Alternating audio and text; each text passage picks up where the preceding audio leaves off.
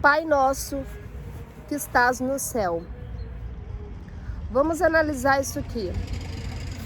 O Pai é nosso e o Pai está no céu.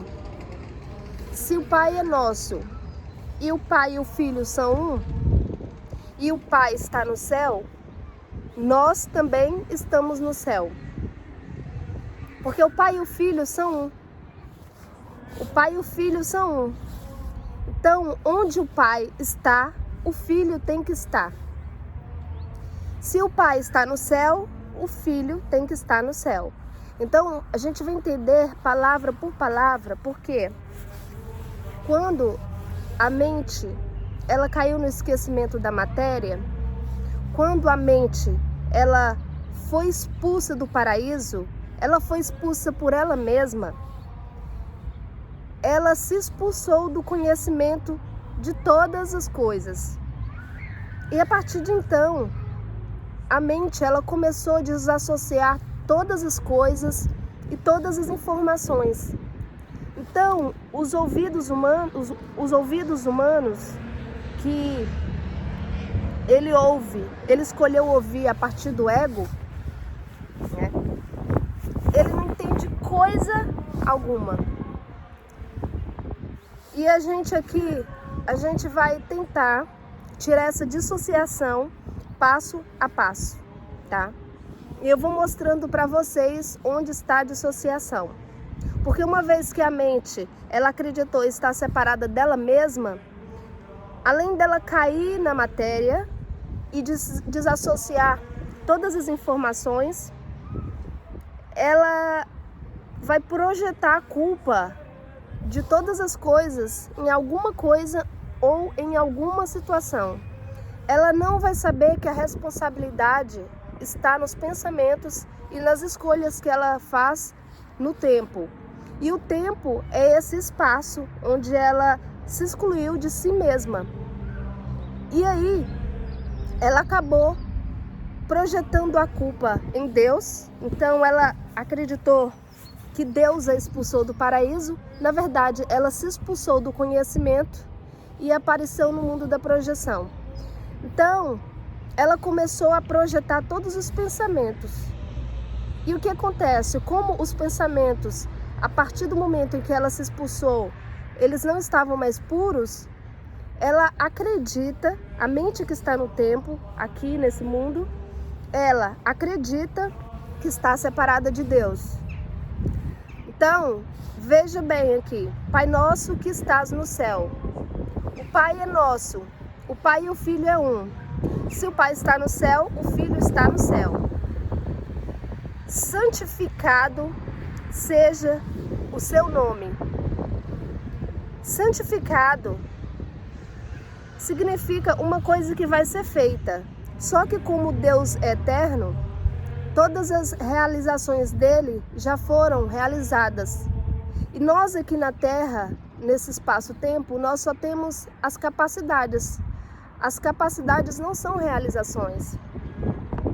Então, a capacidade de santificar o nome de Deus é a capacidade da mente acordar para o seu verdadeiro estado. Porque o nome de Deus ele não precisa ser santificado de fato, apenas no espaço e tempo. Só que o espaço e tempo não é um fato, é uma percepção. Só que uma vez que a mente ela caiu no engano no espaço-tempo, ela acredita que está separada dela mesma, ela vai ter que concluir a expiação. Então, ela vai ter que se santificar. E, na verdade, é só uma ilusão. É só uma ilusão, porque a santidade não precisa ser santificada. O nome de Deus não precisa ser santificado, porque Ele é santo, apenas no tempo. E uma vez que a mente caiu no tempo, esse nome ele terá que ser santificado. Venha a nós o teu reino. Então, se a nossa mente já é santificada e já é o reino de Deus e ela está uma com Deus, tudo que está a parte disso é uma ilusão. Só que como nós estamos presos no mundo do tempo, a partir da prisão que nós mesmos fizemos através das nossas crenças e sentimentos, nós vamos ter que retornar através da expiação e do plano do perdão, e vamos ter que retornar ao estado original. Então, o reino, nós já somos o reino. Só que uma vez que a mente ela acredita que está no tempo, ela vai ter que vivenciar esse retorno. Então, essa é a volta ao reino, que é a volta do filho pródigo, é a volta do filho para o pai. O filho que abandonou a herança toda em busca do que não tinha valor. A herança do filho de Deus é ele mesmo. A nossa herança é nossa própria identidade santa. E uma vez que a mente ela caiu no engano do espaço-tempo, ela acredita que alguém tem alguma culpa e alguém é digno de punição, ela está se excluindo do próprio conhecimento de que ela é uma com Deus. A mente que está percebendo, ela se percebe no tempo e ela não sabe que ela é uma com Deus e está na eternidade, e ela é o Cristo. Seja feita a tua vontade.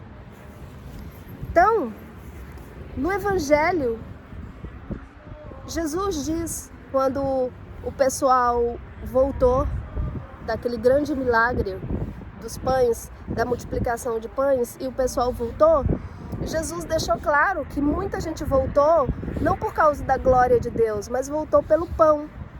Então, a mente que se vê no tempo, ela fica procurando a matéria, o pão de cada dia, e ela traduz esse pão de cada dia como o alimento que vai alimentar o corpo dela.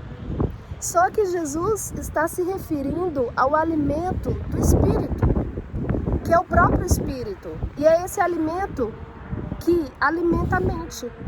Porque uma vez que a mente ela ouve o ego e faz as escolhas do ego no tempo, que é condenar, que é acusar, que é pôr a culpa no próximo, acusando o próximo, ao invés de reconhecer que o problema é mais profundo, ela tem que curar a mente, ela vai entender essa fome, essa necessidade, como a necessidade da matéria, ao invés de reconhecer como a necessidade do Espírito. Então Jesus deixou isso claro no Evangelho, quando o pessoal voltou depois da multiplicação de pães, e ele deixou claro que o pessoal voltou pelo pão, mas ele deixou claro que o pão é fazer a vontade de Deus. E agora aqui, você presta atenção bem profundamente.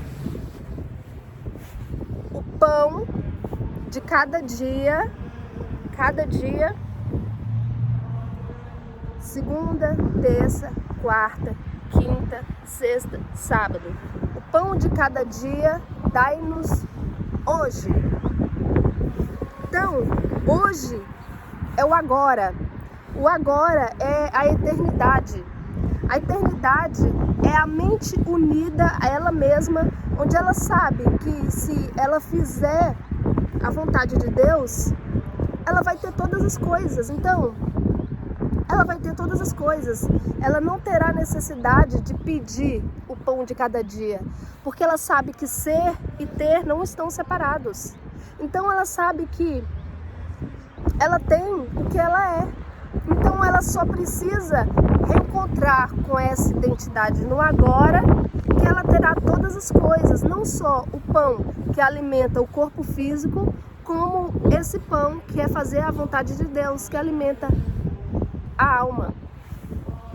Seja feita a tua vontade, que é o pão de cada dia. Seja feita a tua vontade, assim na terra como no céu.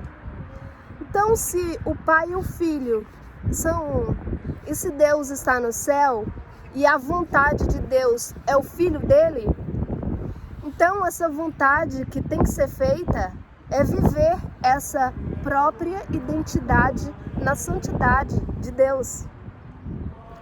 O pão nosso de cada dia dai-nos hoje. Então essa personalidade do agora é essa identidade que está na eternidade. E não está no espaço e no tempo, porque o espaço e o tempo é esse estado de consciência, onde a mente se exclui do conhecimento e cai na percepção. A percepção é o contrário do conhecimento. E uma vez que a mente caiu no esquecimento da própria identidade, ela se percebe em todas as situações e ela esquece que tudo que ela está vendo é só a própria mente, esquecida de si mesma.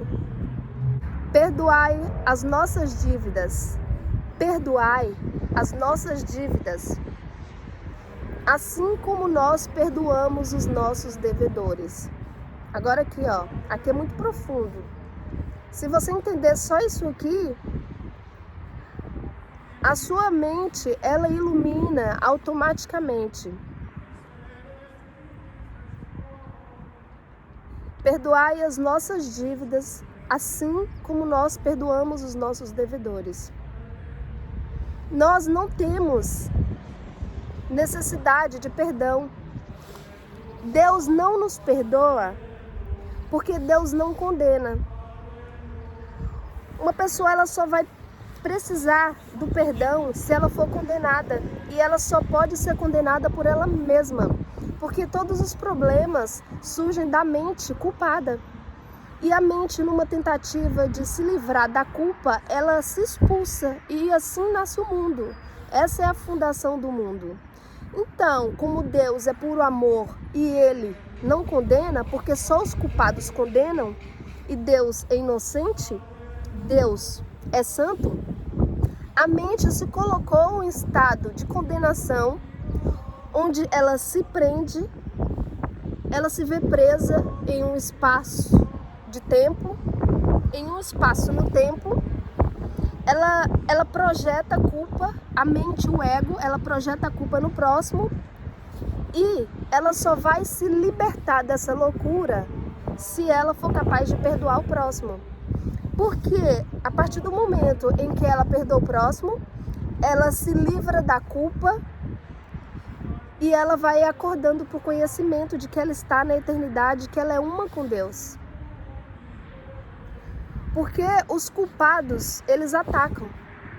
Deus não é culpado, Deus é inocente. Só os culpados condenam. Só os culpados julgam. Então nós não temos necessidade de perdão. Só que nesse ato de nós perdoarmos o próximo, nós vamos ser perdoados automaticamente. E é importante entender que o perdão não é esquecer de algo que alguma pessoa fez. O perdão é não dar crédito a isso. Porque agora que você sabe que a mente só estava enganada por ela mesma, ou seja, ela estava presa pelo ego, ela foi presa pelas crenças do ego, ela só precisa se libertar da culpa nela mesma para ela se ver livre. Só que para ela se libertar, ela tem que acreditar que ela já é livre. E ela só vai acreditar que ela é livre se ela se vê sem a culpa. Porque a mente que está dividida, a mente que está no espaço e no tempo, ela se esqueceu de quem ela é. E ela não se dá conta de que ela se prendeu. O ego, que é essa parte da mente que é louca, ele fez todas as crenças loucas, e a mente que foi criada santa e divina, ela acreditou nessas crenças. Só que quando a mente ela acredita em uma coisa, ela é capaz de ver essa coisa através da projeção. E aí a gente vê que o mundo, nós estamos vendo o que não existe. Porque se Deus está no céu e nós somos um, o Pai e o Filho são um, o que passa disso é ilusão. E aí o perdão não é você esquecer o que a pessoa fez a você, é você não dar crédito a isso, porque você já sabe que o que ela fez com você no tempo é só a sua mente agindo através do ego, as imagens, a culpa, e a outra mente que está separada, que é a pessoa que pensa que fez isso com você também, ela também está enganada. É só uma parte da mente que acredita que está no espaço e no tempo e também está enganada. Não nos deixe cair em tentação, mas livra-nos do mal. Não nos deixe cair em tentação. Então, não nos deixar cair em tentação é só reconhecermos o erro, essa tentação, que é essa tentação de ficar no inferno, porque o inferno é a culpa.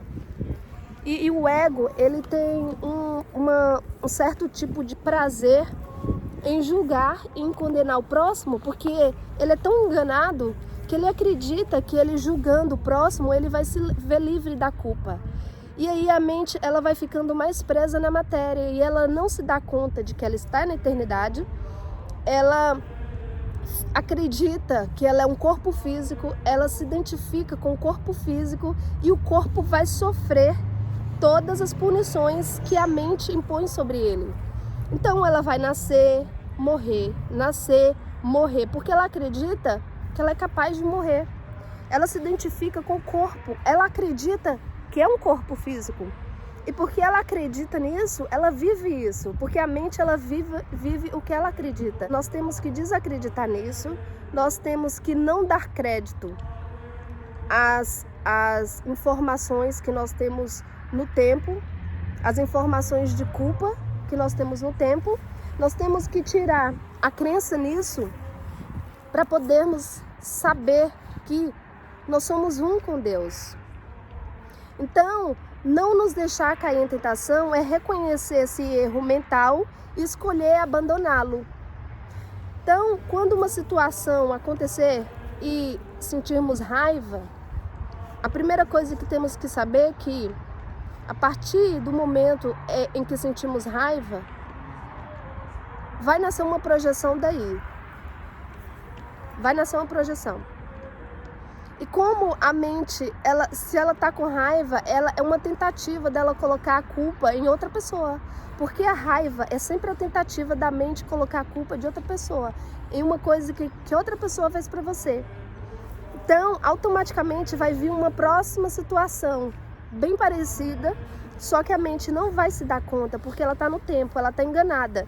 E se ela se deixar enganar por essa tentação da mente, por esse prazer de sentir prazer em condenar o próximo, a mente vai se prender nisso, a raiva vai fazer a criação da matéria em uma próxima situação, em um próximo dia, onde vai acontecer a mesma coisa de forma diferente. A mente não vai se dar conta porque o tempo deforma situações, porque o tempo é deformado. E a mente não se dá conta que ela está totalmente enganada. Não nos deixe cair em tentação, mas livra-nos do mal. Porque a partir do momento que a mente escolhe não ser enganada, ela vai ver que é inocente, ela não vai olhar para fora, porque tudo que está fora da nossa mente é irreal.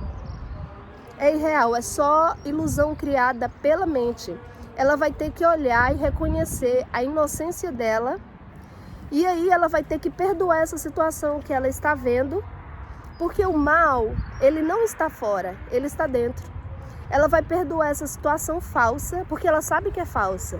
Se ela é uma com o pai, se o filho é um com o pai, e se Deus é tudo, o que está a parte dele não existe. Então Deus vai livrá-la do mal, porque a verdade que está nela mesma vai fazer com que essa imagem que foi projetada, no espaço e no tempo, seja dissolvida.